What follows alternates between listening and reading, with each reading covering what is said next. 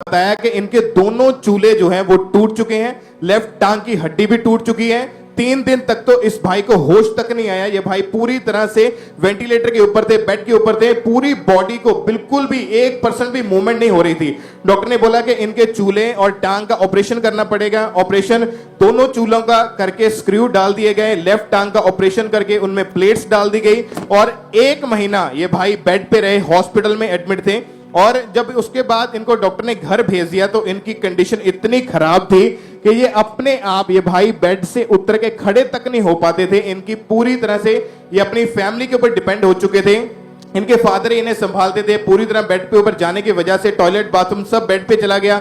Job इनकी छूट गई थी। इनकी ओके, जब महीनों इन्होंने लिखा कि ये बेड पे रहे और जब हीलिंग नहीं हुई तो डॉक्टर ने दोबारा ऑपरेशन करने के लिए बोला। हाँ जी सर। किस चीज का? टांगों का दोबारा ऑपरेशन होना था। हाँ जी, लात का ही बोल रही थी। ओके, आप चर्च में आते थे, जानते थे चर्च को? हाँ जी। ये आता था कि नहीं आता था? नहीं जी, नहीं आता था।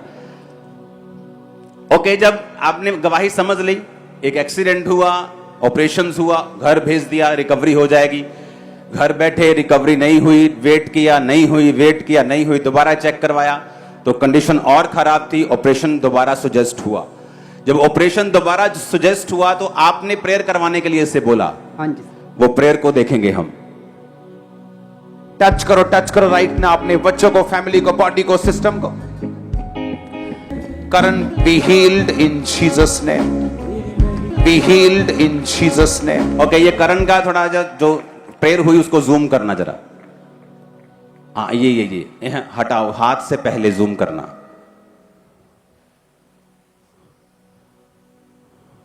इसको भी जूम करो साथ में, साथ वाले को जो लाइव खड़ा है करण, वो जूम वाला भी दिखाओ लाइव। एक बेड से जब आप पे प्रेयर हुई तो क्या ऑपरेशन करने की जरूरत पड़ी? नहीं सर। और इसको हीलिंग मिली? हाँ जी। चलना शुरू किया? हाँ जी। आज अब आपके सामने है। हाँ जी। चल बेटा, जरा चल के दिखा। दाऊद वांगू नची नची के तेरी हमकी करावे, दाऊद वांगू नची नची के। जोर से तारीफ करो जरा, जोर से। एक टेस्टमनी रजनी की सुनेंगे, उसके बाद मैं ले हैंड में जाऊंगा। आप रिसीव करते रहना क्या हो रहा है। आमीन। तो समझने की जरूरत है। एक्सीडेंट होते लोग रिकवर कर जाते हैं, वो प्रॉब्लम नहीं है। लेकिन जिन मामलों में मेडिसिन काम नहीं कर रही, ऑपरेशन काम नहीं कर, ऑपरेशन हो चुका है, पीजीआई सब जगह हो चुका है, वापस आ गए घर, रिकवरी हो जाएगी, नहीं हुई। जब नहीं हुई तो चेक करवाया, बोले ऑपरेशन दोबारा होगा। और उस समय याद आई कि नहीं, अब परमेश्वर को इन्वॉल्व करने की जरूरत है, परमेश्वर को शामिल करने की जरूरत है मेरी लाइफ की कंडीशन में। ANM hospital prayer line, prayer हुई, रिकवरी स्टार्ट, चलना शुरू किया, नो ऑपरेशन। और तारीफ ऊंची होनी चाहिए। अपोस्टल जी, इस बहन का नाम रजनी है। ये फिरोजपुर के रहने वाले हैं। इनकी मैरिज फरवरी 2016 में हुई थी और फर्स्ट प्रेगनेंसी के बाद जब इन्होंने बेबी के बारे में सोचा तो अप्रैल 2022 में ये बहन प्रेग्नेंट हुए हैं और प्रेगनेंसी के 1.5 महीने में अचानक इन्हें ब्लीडिंग स्टार्ट हो गई, जिस कारण इनका मिसकैरेज हो गया। उसके बाद अगस्त 2022 में ये बहन फिर से प्रेग्नेंट हुए और प्रेगनेंसी के 3रे महीने में अचानक बीमार हो गए और हर रोज 102-103 डिग्री बुखार रहना शुरू हुआ। सांस लेने में इनको परेशानी आने लगी, भूख लगनी इनको बंद हो चुकी थी, जिसकी वजह से इनकी बॉडी जो थी बहुत ज्यादा वीक होती जा रही थी। डॉक्टर के पास जब चेकअप करवाने गए तो डॉक्टर ने इनके ब्लड टेस्ट करके बताया कि इनको डेंगू फीवर जो हो चुका है और प्लेटलेट सेल जो है वो केवल 9000 रह चुके हैं, जबकि नॉर्मल जो 1,50,000 कम से कम होने चाहिए, जिसकी वजह से इनका ब्लड भी केवल 4 ग्राम रह चुका था। 1 हफ्ता तो कंटिन्यू इनको हॉस्पिटल में रखा गया। डॉक्टर ने स्कैनिंग करके बताया कि प्लेटलेट्स कम होने के कारण आपकी प्रेगनेंसी में भी कॉम्प्लिकेशंस आनी शुरू हो गई हैं। डॉक्टर ने बताया कि बेबी के सिर में एक सिस्ट बन चुकी है, रसौली बन चुकी है और इसी के साथ इनका जो थायराइड था वो भी बढ़ के 12.3 हो गया था, जो कि नॉर्मल 2 या 3 तक होना चाहिए था। आपका नाम बताइए। रजनी। जब आपको प्रेगनेंसी में कॉम्प्लिकेशन, पहले तो डेड हुआ, उसके बाद थर्ड बेबी जब आपका प्रेग्नेंट थी तो डेंगू हुआ, 9000 प्लेटलेट रह गए, थायराइड बढ़ गया, बेबी के सिर में सिस्ट हो गई। और डॉक्टर ने आपको क्या बोला कि बेबी रिमूव क्यों करना है या क्यों आपको निकालना पड़ेगा? ਪੋਸਟਰ ਜੀ ਉਹਨਾਂ ਨੇ ਕਿਹਾ ਸੀ ਕਿ ਜੋ ਮੈਡੀਸਨ ਦਾਂਗੇ ਅਸੀਂ ਡੇਂਗੂ ਕਵਰ ਕਰਨ ਵਾਸਤੇ ਉਹਦੇ ਨਾਲ ਮਿਸਕੈਰੇਜ ਆਪਣੇ ਆਪ ਹੋ ਜਾਏਗਾ। और उसके सिर में उन्होंने सिस्ट बोला कि सिस्ट है। हाँ जी। और आपका थायराइड भी 12 हो चुका था। हाँ जी।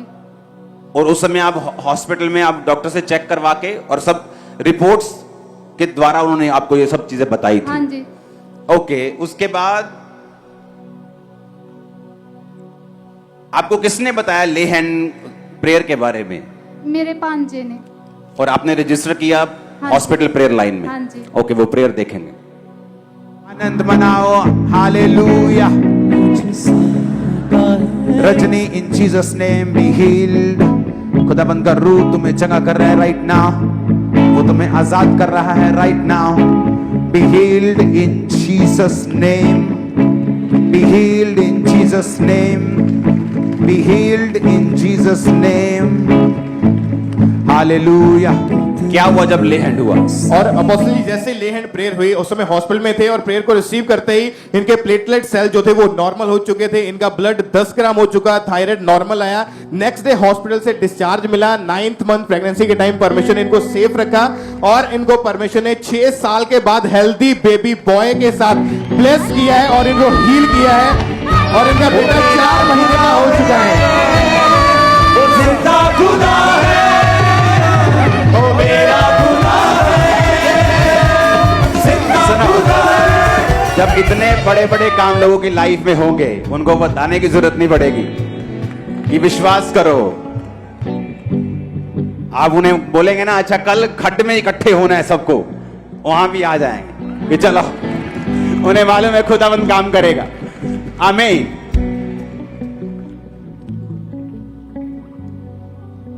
जो रूहों की कटने के लिए परमेश्वर कर रहा है, किसके लिए कर रहा है आपको मालूम है? सब कुछ परमेश्वर रूहों को बचाने के लिए। हीलिंग किस लिए हो रही? हीलिंग शारीरिक चीज नहीं है, नहीं तो परमेश्वर की आत्मा का फल या वरदान यह नहीं होता। अगर शारीरिक है तो आत्मा का वरदान क्यों होता? आत्मा शारीरिक चीजें क्यों बांटेगा? क्योंकि यह स्पिरिचुअल है। पिछले संडे बटाला ब्रांच ओपन हुई थी, लोगों को लगा पहला दिन है कोई नहीं, आगे लोग। आज 1.5 गुना टेंट लगा, भर चुका वो बटाला चर्च। पिछले हफ्ते से 1.5 गुना। ये साउंड क्यों नहीं चलाते तुम लोग? फ्रांसिस परमेश्वर का धन्यवाद करें। थैंक यू जीसस, तेरा धन्यवाद परमेश्वर। ये आज की रिकॉर्डिंग। बलिदान के लिए, तेरे कोड़े खाने के लिए, तेरे लहू। सुनो, जो परमेश्वर आपको देना चाहता है ना वो परमानेंट है। अगर वो आपको बरकत देगा वो परमानेंट देगा आपको। आप तैयार हो? उठाओ अपने डॉक्यूमेंट्स। अपोस्टल जी आपने अभी भी एक प्रोफेसी की एक बहन के लिए कि परमेश्वर का आत्मा एक सिस्टर को टच कर रहे हैं, उसके दुष्ट आत्मा तंग कर रहे हैं सुसाइड करने ओके, के मैं लिए। मिलता हूं इससे। अपने हाथों को उठा, डॉक्यूमेंट समेत। सुनो मेरी बात। किसने चंगा किया इन लोगों को? बहने, क्या वो गर्मी लग रही है? तो बोलो, किसने चंगा किया? कि मैं उनकी तरफ ज्यादा रहता हूं, गुस्सा करते हो तुम कि वहां यहां क्यों नहीं आते तुम? कहते हाँ, हालेलुया। मैंने कहा किसने चंगा किया? जब एक कंडीशन खराब हो गई, दुष्ट आत्मा, गंदे सपने, पहला बेबी डेड, दूसरा डेड, फिर हस्बैंड डेड, फिर दूसरी शादी, फिर पहला बेबी उसका डेड, यानी तीसरा, फिर चौथा बेबी डेड। प्रेयर के बाद सेम प्रेगनेंसी, बेबी डिलीवर हुआ, हेल्थी। क्या हुआ? क्योंकि मसा ने उसे छुआ। आप बिलीव करते परमेश्वर यहां मौजूद है? जब मैं ले हैंड कर रहा हूं इसका मतलब ये नहीं मैं उन पे ले हैंड कर रहा हूं, उसका मतलब परमेश्वर की प्रेजेंस, उसके दूत यहां मौजूद हैं। आपको जस्ट अपना डॉक्यूमेंट्स उठाना है, अपनी फोटोज उठानी है, अपनी बीमार बॉडी के ऊपर टच करना है, हाथ रखना है, और आपको जस्ट जब मैं उन पे ले हैंड कर रहा हूं आपको अपने पे ले हैंड करना है। ओके, उठाओ अपने हाथों को। वो सिस्टर को लेके आओ जो प्रोफेटिकली उसको डिलीवर करने की जरूरत है, उसको यहां लेके आओ।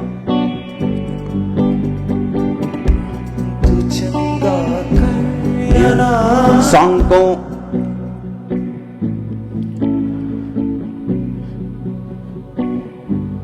अपोस्टल जी, आपने जब प्रोफेसी की तो एक हफ्ते से लगातार इस बहन के ऊपर दुष्ट आत्मा के अटैक होते थे और इनके मन में सुसाइडल थॉट थे और घर में पड़ी हुई दवाई को खाकर ये मरने की कोशिश कर रहे थे। लेकिन जैसे ही आज आपने प्रार्थना की, एकदम से पवित्र आत्मा ने इनको टच किया, ये बहन उसी टाइम भागे भागे आगे आए। अपोस्टल जी,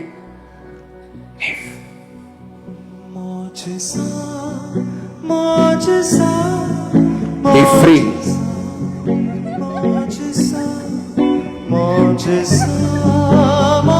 आपके जो फ्रेंड्स होते हैं ना, फ्रेंड्स, कई बार वो दिखने में हंसमुख होते हैं लेकिन अंदर से आपसे जेलसी करते हैं। मोस्टली जादू टोने के जितने अटैक्स हैं आपके नोन लोगों ने किए होते हैं और शैतान को अच्छा नहीं लगता कि वो एक व्यक्ति स्टार बने, उसके आगे बढ़े और वो रोकने की कोशिश करता है और यही इसके साथ हुआ। हाँ, यही इसके साथ हुआ। और देखो, तुम चर्च में थे तो तुम बच गए। चर्च की इंपॉर्टेंस परमेश्वर ने ऑनलाइन वाले के लिए नहीं बोला, जो चर्च में बैठी है उसके लिए बात की है। मैंने क्या बताया था, ऑनलाइन उसके लिए है जो फौजी ग्लेशियर पे बैठा है, कहीं कहीं ठंड में बैठा -30 डिग्री में, कोई चर्च नहीं। उनके लिए थोड़ी जो साथ बैठे 2 किलोमीटर घर पे, क्योंकि उनके अजपू बाजी आए हैं घर पे, उनके लिए परमेश्वर की डिलीवरेंस नहीं। मैं आपको बता रहा हूं, वो आलसियों से प्रेम नहीं करता। मैंने आपको बताया था कि परमेश्वर का तंबू वो रुकाते थे, बादल ठहरते थे, परमेश्वर निकल जाता था शाम को ही, क्योंकि परमेश्वर कहता था मुझे फॉलो करो। मुश्किल है लेकिन फॉलो करो। क्या मेरे रिश्तेदार नहीं है? क्या हमारे संडे शादियां नहीं होती? क्या मेरा इंडिया पाकिस्तान का मैच देखने का दिल नहीं कर रहा? उसकी डिलीवरेंस के लिए आपको करना पड़ता है। तो डिलीवर है यीशु मसीह के नाम में, तो डिलीवर है यीशु के नाम में, तो डिलीवर है यीशु के नाम में। Thank you Lord. टच करो अपनी बॉडी को, अपने डॉक्यूमेंट्स, अपनी फाइल्स। यीशु मसीह को बोलो, परमेश्वर मुझे छू, मेरी फाइल्स को, डॉक्यूमेंट्स को, फोटोज को, बॉडी को टच करो in the name of Jesus.